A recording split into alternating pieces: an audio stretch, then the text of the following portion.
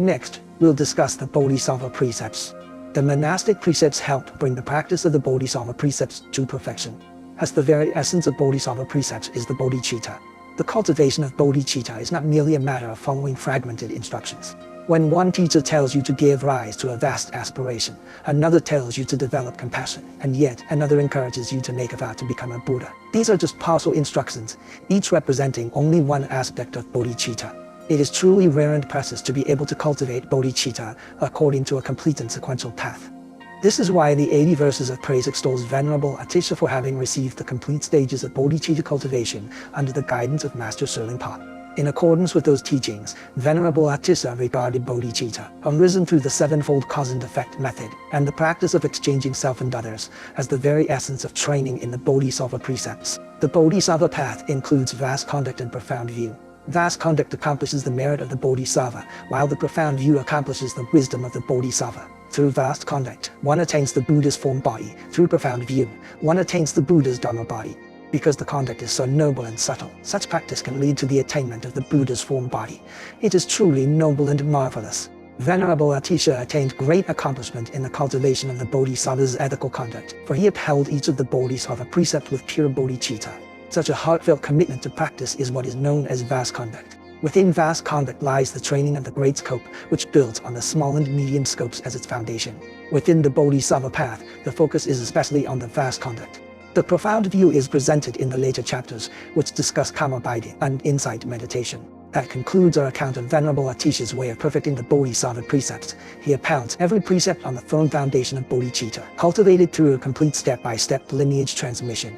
Compared with Tibetan Buddhism, the Chinese Buddhist tradition offers little comprehensive training specifically devoted to bodhicitta. While the Bodhisattva precepts are conferred, we rarely investigate the crucial principles that underlie them. This is a shortcoming on our part. So, we must acknowledge our shortcomings and sincerely learn from others. Next, let's look at how Venerable Atisha accomplished the precepts of the Vajrayana. In the 80 verses of praise by translator Naksa, it says that Venerable Atisha entered the Vajrayana gate. Entering the gates of Vajrayana also requires bodhicitta as a precondition.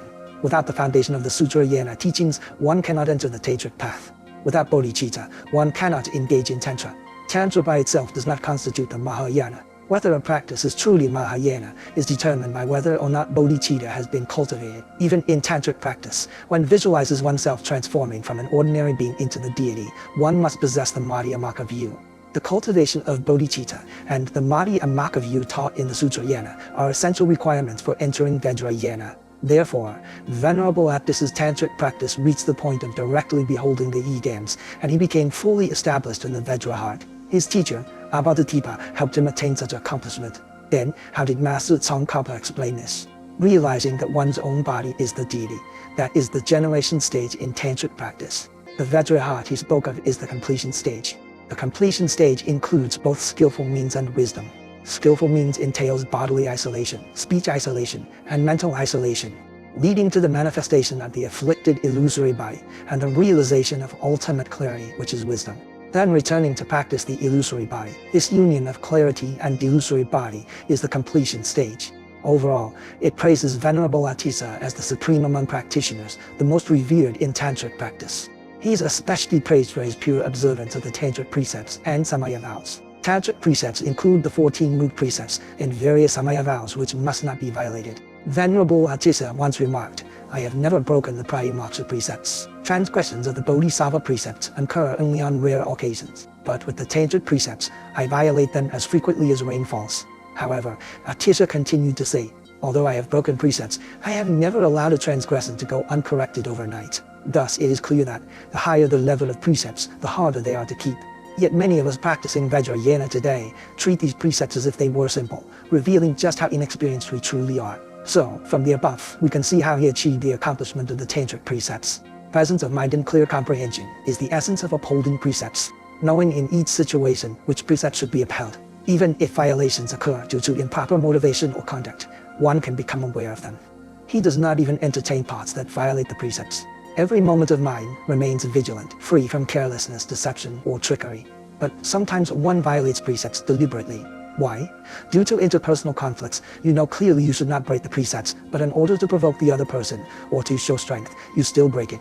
When upholding the precepts, we too must stay mindful, avoid flattery, stop currying favor, and never wear a mask of virtue to deceive others. Venerable Atisa upheld the precepts in supreme purity, remaining free from the slightest defilement. If even the slightest impurity appeared in his mind, he would repent immediately, ensuring that nothing could taint his pure heart.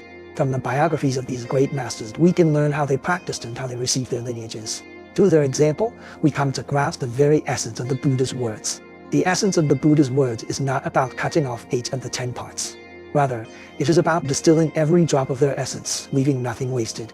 The more you learn about Venerable Atisha and Master Tsongkhapa, the greater your confidence in this treatise will become. This concludes the section on Venerable Atisha's accomplishments in observing the precepts.